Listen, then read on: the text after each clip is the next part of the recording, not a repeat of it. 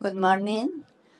We will start with the Epidemiologic Symposium, lessons from lupus epidemiology around the world. Our first speaker is Dr. Luis Catoggio. Dr. Catoggio is Associate Professor of Medicine, Instituto Universitario Escuela de Medicina Hospital Italiano de Buenos Aires. He's Associate Director, Fellowship in Rheumatology, Medical School, Universidad de Buenos Aires. And Dr. Catoggio is also former Chief, Rheumatology Section, Medical Services, Hospital Italiano de Buenos Aires. Dr. Catoggio is going to present about the epidemiology of lupus in Latin America, the GLADEL experience. Dr. Catoggio.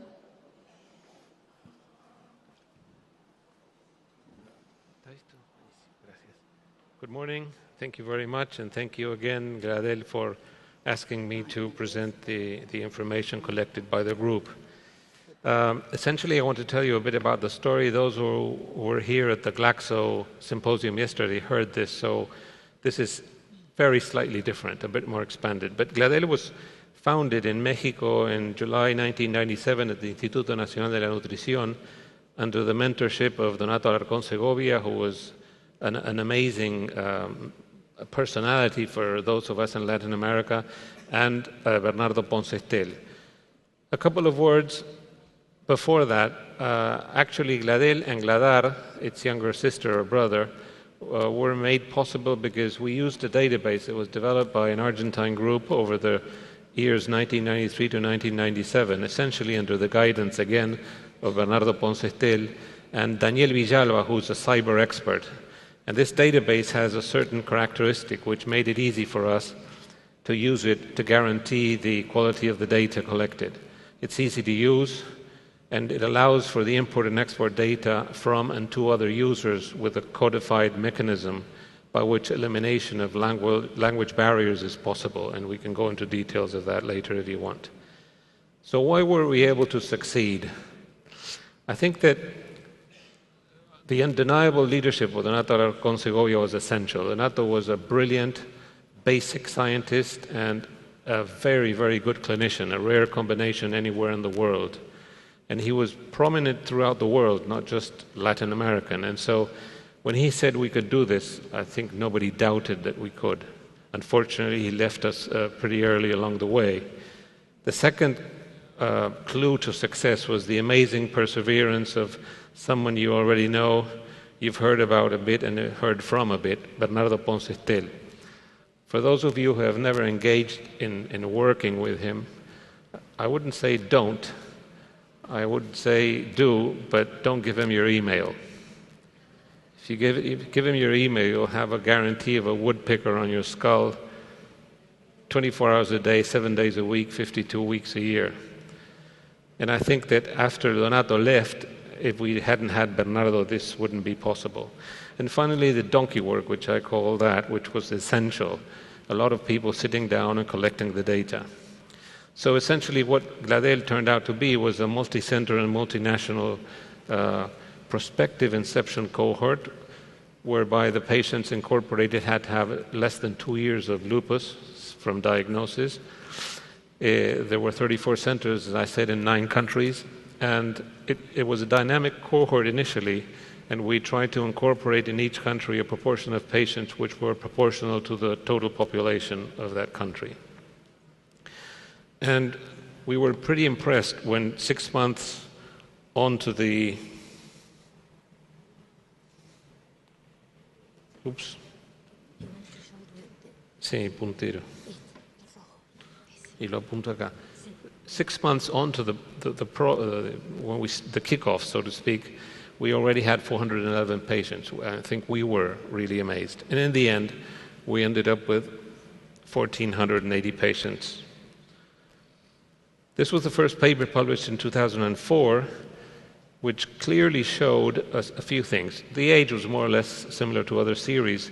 The female-male ratio was probably a bit higher than other published series, and we were clearly shown that the majority of the population in this cohort in Latin America was mestizo. And this was a lesson, especially for us Argentines who think we are more Caucasian than others. And you will see with papers I'm going to show in a minute from Marta Alarcón that the penetration of Amerindian genes, even in the Caucasian population in Argentina, is a lot more than we think. So for the North Americans who refer to anybody speaking in Spanish essentially as Hispanics, these three patients could be called Ramirez. But the girl on the left is a mestizo. The lady on the middle clearly is somebody from Central Europe and Caucasian, and the girl on the left is an African Latin American. So there is no doubt that the Hispanics, so-called, are pretty heterogeneous. Overall, the general characteristics of this cohort showed that about 3/4 of the patients had less than 12 years education, and 2/3 of them belonged to the low or low middle class according to the Grafar economic status. And it was clear even in the first paper that these patients were different, that Caucasian patients had less severe disease, and mestizos, particularly in African Latin Americans, had more severe disease, particularly renal. And this multivariate analysis showed that not being Caucasian predisposed to renal disease, lymphopenia, and hydroslidae. Another paper came after the initial one, and this was one of Donato's very favorite issues, and it was on familial aggregation. And one of the setbacks to determine familial aggregation is that you need large numbers, and this cohort provided that. And it was shown that there was familial aggregation of SLE, but also of RA in SLE patients, which was pretty not considered, even higher than population considering the highest prevalences. And RA aggregation in SLE patients was similar to RA aggregation in RA patients, and the familial aggregations for autoimmune diseases was higher in mestizos. A year after that, there was a paper by Mercedes Garcia and others from the group on male systemic lupus, and we can see on the graph on the right that mortality was slightly higher in males, but not significantly higher, and these patients had a bit more severe disease than women. A while later, it was lupus in children, and lupus in children in Latin America appear to have as well more severe disease. It was interesting to note that mortality was the red curve are the elderly patients over 55 when they developed SLE, but the green curve are the kids. So again, they had a higher mortality than the sort of middle-aged adults. Another paper published last year showed that patients with residence in rural areas were essentially mestizos, and obviously more severe disease. But it was interesting that they noted that when these patients were taken care of adequately, the other endpoints were not different from the patients with the urban residents. In 2005, we had enough data to analyze some mortality issues, and it's important to note that activity of lupus, I'm not doing well here with the activity of lupus, was responsible for mortality in a large number of cases, and infections, which had been the main cause in the past decades, was pretty well controlled. So it's obvious that we have to do better in controlling lupus activity. Mortality was also related to social class. Poor people did worse. Race, African, Latin Americans, and mestizos did worse. Forget about the red curve. These are outliers, essentially Asian descendants, who did a lot worse. And people with low medical coverage here did worse than those who had a higher medical coverage, and also patients with a shorter follow-up, perhaps reflecting more severe disease. The survival analysis with a Kaplan-Meier curve showed a survival of 94% at 5 years and 91% at 7, and we're working on the follow-up of after 10 years. So overall, with these papers, we've been able to show different phenotypic expressions which are clear. We may have thought that African Latin Americans fared worse, as we know from the States and the West Indian population, but essentially we demonstrated that in Latin America, that worse renal disease, worse activity. We don't know about damage. We'll know about that when we have the 10-year follow-up. That being non-Caucasian predisposes to earlier disease onset, and these patients died younger, probably because of severe disease. That more urban, more rural people were mestizos and fared worse. And when analyzing predictors of renal disease, being a mestizo showed an odds ratio similar to being poor or with a low C3, and similar to having anti-double-stranded DNA. A word about antimalarials. This was found in 2005, and this was before the papers by Guillermo Ruiz Irastorza or the papers by the Lumina cohort who drew attention to these things were published. Of course, we didn't write it up then, but the publication came in 2010. And as we know, antimalarials are now the baby aspirin of rheumatologists. They're good for everything. I think one thing we owe the medical community is to determine exactly what dose and during how much time these beneficial effects occur. In other words, is 400 milligrams a day all right? Is twice a week hydroxychloroquine or chloroquine, like we have a lot of patients on, still sufficient to protect endothelium, alter coagulation, etc., and prevent against renal disease? We don't know. But essentially, this paper from the Brazilian group did show that at least we needed 6 months treatment, and 2 years would have been even better, so that we have the first time some idea of how much time we need to treat these patients. And a paper published this year by Guillermo Ponce Estero with the help of Chela Larcón confirmed that renal disease is more frequent in mestizos. We knew that, but that antimalarials were protective towards renal disease. And a paper which is in press, actually, submitted for publication, confirmed that antimalarials were protective in the mestizos themselves and not just in the overall population. And they delay the appearance of renal disease. So all this is a very, very important information for lupus, probably worldwide. Now, I've titled this GLADEL spin-offs because in the course of doing this over the years, we managed to enter into collaboration with Marta Larcón, Donato's daughter, who was then in Sweden, and a sort of Argentine consortium was created with this that then was extended to the whole of Latin America, and it's called GLADEL. And from this, I will show you papers. I have absolutely no idea of genetics. So the questions, if you have them, will go to Marta Larcón. But essentially, quite a few papers were published, and there are still some that aren't mentioned here. But the summary is that genetics seem to support the clinical findings. Amerindian ancestry increased the risks of SLE in Latin Americans.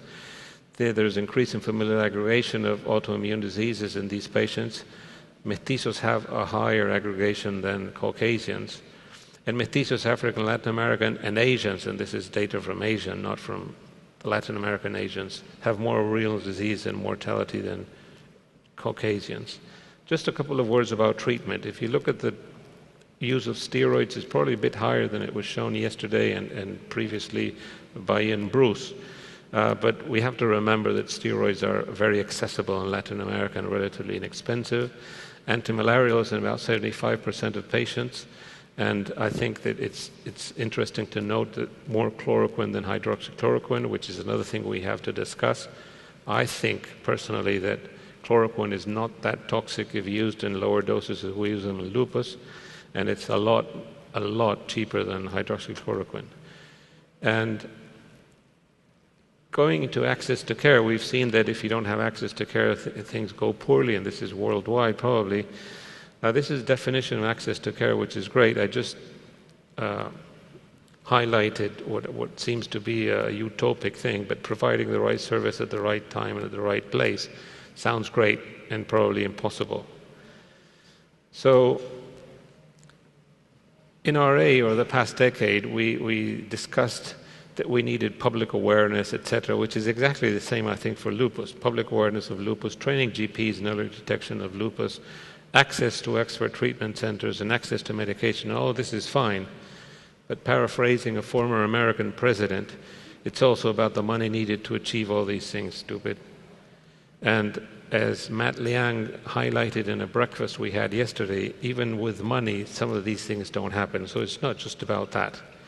And of course, we are into the era of biologics, and the cost of them in Latin America is pretty amazing. It's the same as in Europe or the States, with the average income, which is about a fifth. So this year we published with other members of the GLADEL group, but referring to RA, this which I think can be applicable to lupus. The consensus of most of us is we should diagnose early, applicable to lupus, treat early with conventional drugs, applicable to lupus, alone or in combination, applicable to lupus, define remission or low disease activity, which is probably not the same as RA, and that was discussed yesterday by Dr. van Vollenhoven, and then add biologics if disease control is not adequate. And this is what a word of caution. And insofar as these drugs cost the same as in Europe or the States in our systems, this will not be viable. And I'm happy to say that Benlysta, the only biologic we have for lupus, has been launched in Argentina at less the price of a monthly dose of a biologic for RA. And I think that even though very expensive, this is the way other drug companies should follow suit. Now, what do we have in the pipeline? Well, there's a paper that's been submitted on cardiovascular manifestations, the mestizo renal disease and antimalarials that I've just shown you. There's a paper coming along on mortality and survival, and there's this paper of lupus in the elderly, which has been in the oven for about 25 years, and Bernardo Ponce still asked me to remove this because I'm responsible for that paper. In fact, it's Enrique Soriano who's had the thing boxed in his drawer for the last 5 years. But anyway, when I grow old, I think I'll write it up. And more importantly is the 10-year follow-up of GLADEL, which we received an unrestricted grant from Glaxo to update all that. And another very important one, which is the costs of SLE in Latin America, which will give us an idea both to us and to the payers of what the costs are. These are the 13 abstracts presented by GLADEL to this meeting. Just for you to know, 3 were rejected. It's not that because we are hosts, we got all the stuff. And Chila Alarcón, as co-chair of the abstract selection committee, made sure that we bounced a few. But anyway, there are papers on skin disease, joints, activity damage, lungs, and others. And I think that out of this will come a few papers in the very near future. So GLADEL was a Latin American project, and we did it without any money. It says minimum economic support. If anybody looks at grants granted for the registries in the US that go to the tune of about $800,000 to $1 million a year over 5 years, then that is money. We received overall $10,000 from PANLAR and $30,000 from the Fundación Federico through the management of Eloisa Bonfa, who decided to use that money for GLADEL and not for her own projects. So minimum economic support, dropouts have been 2 centers, and this was in 2005. The dropout rate is about 27%. Unfortunately, I think the 10-year is going to be a bit higher, but we'll have information for that. And in his last presentation at the last lupus meeting he was able to go to, Donato said that it had been proven feasible to conduct a prospective multinational SLE cohort with continued incorporation of patients throughout 7 years. It's been over 10 now, and he stressed that the means were the Arthros program, continued supervision, which would be Bernardo Poncestel woodpeckering, and enthusiastic participation of a long list of people who did this with no support whatsoever. And I think Donato would be really proud of this today as an academic, and also because he has mestizo blood running through his veins, of which he was very proud. And this was a dinner we had during the creation of GLADEL. These are the centers that participated and the physicians who were part of the centers. And this is the executive committee elected in Lima, Peru, to organize the meeting. Missing here is Eduardo Acevedo from Peru, but essentially we were responsible for having the courage of entering the organization of this meeting, which I think has been pretty successful. Thank you very much.